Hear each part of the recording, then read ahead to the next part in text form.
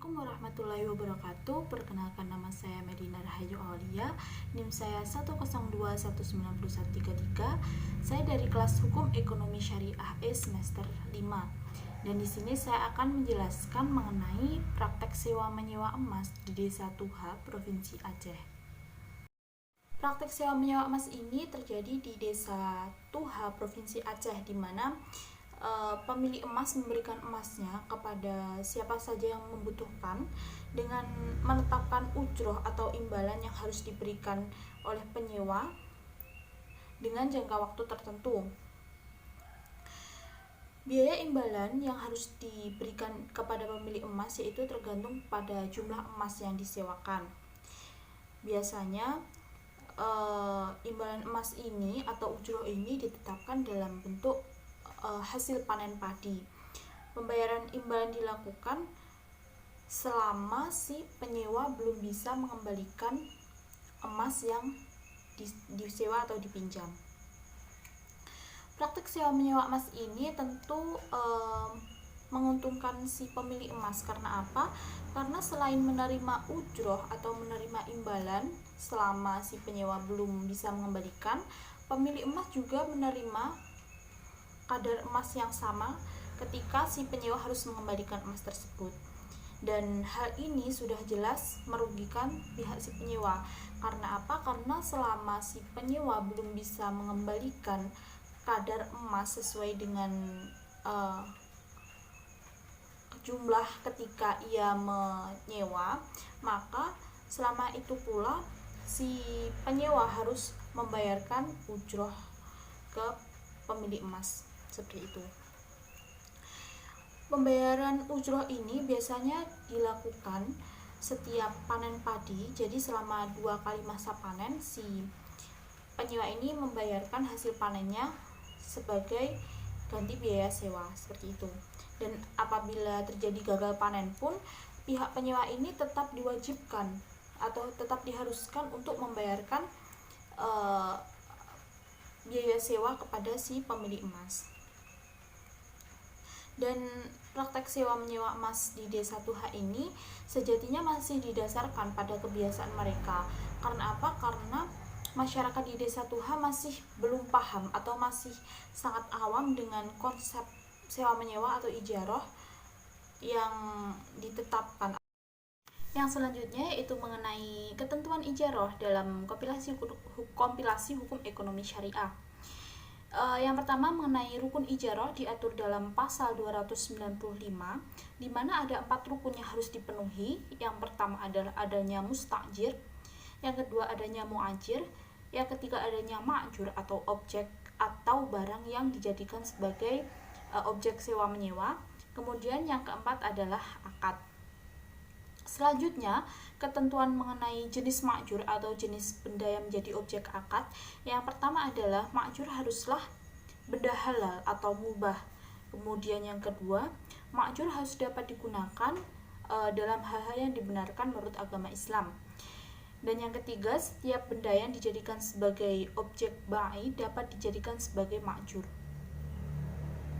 Kemudian selanjutnya mengenai ketentuan waktu dalam ijaroh diatur dalam pasal 315 kompilasi hukum ekonomi syariah, yaitu awal waktu ijaroh ditetapkan dalam akad atau atas dasar kebiasaan.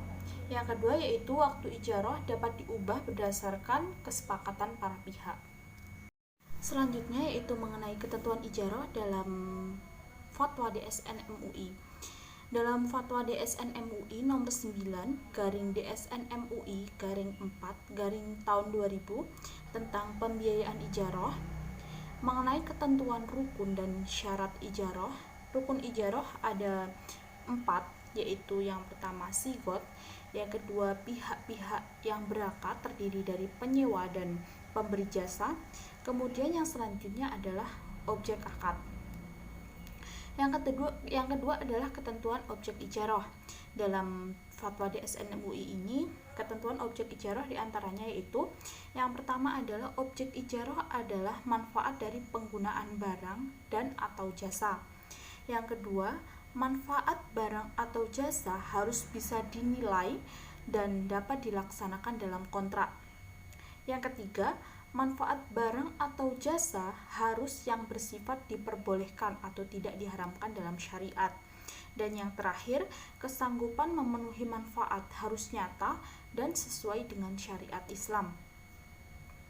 Selanjutnya mengenai biaya atau ujroh diatur dalam Fatwa DSN MUI nomor 44 garing DSN MUI garing 8 garing tahun 2004 tentang pembiayaan multijasa, di mana dalam fatwa tersebut dijelaskan bahwa besar ujroh atau fee harus disepakati di awal dan dinyatakan dalam bentuk nominal, bukan dalam bentuk prosentase. Dalam kasus muamalah ini, D1H sudah memenuhi keempat rukun sebagaimana yang diatur dalam KHS dan diatur dalam Fatwa DSN MUI. Tetapi dalam hal objek dan waktu pelaksanaan ijarah ini terjadi ada ketidaksesuaian dengan syariat. Yang pertama yaitu barang yang dijadikan objek sewa itu harus dijual terlebih dahulu. Jadi di sini barang atau emas itu harus dijual terlebih dahulu, kemudian baru bisa diambil manfaatnya. Sedangkan dalam KHIS dan Fatwa DSN MUI, barang sewa itu manfaat barang sewa harus diambil langsung atau dirasakan dari adanya barang tersebut. Dengan kata lain, tidak diperbolehkan ijarah dalam bentuk nilai tukar karena hal tersebut menghabiskan materinya. Sebagaimana dalam penjualan emas, maka penjualan tersebut akan menghabiskan materinya dan itu tidak diperbolehkan dalam syariat. Yang kedua, adanya batas waktu yang tidak jelas. Jadi pada kasus ini, selama si pihak penyewa belum bisa mengembalikan kadar emas sesuai dengan waktu ia menyewa, maka penyewa diwajibkan untuk membayar ujroh dan akad ini dinyatakan belum terputus. Sedangkan dalam Islam, syarat sewa menyewa salah satunya itu penetapan waktu guna menghindari ketidakpastian.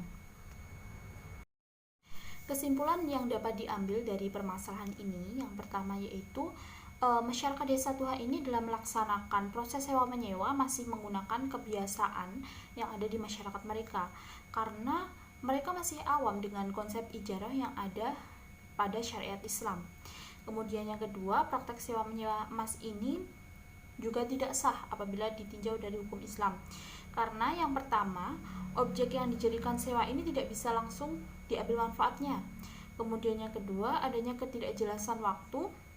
Yang ketiga adalah ada pihak yang dirugikan, yaitu pihak penyewa, karena pihak penyewa berkewajiban menanggung ujroh. Selain itu, ia juga wajib mengembalikan emas dengan takaran yang sama. Saran saya kepada masyarakat D1H, hendaknya masyarakat ini belajar atau memahami bagaimana sewa menyewa dalam Islam, sehingga kegiatan sewa menyewa yang dilakukan di masyarakat itu sesuai dengan syariat dan tidak ada lagi diharapkan tidak ada lagi pelanggaran yang dilakukan.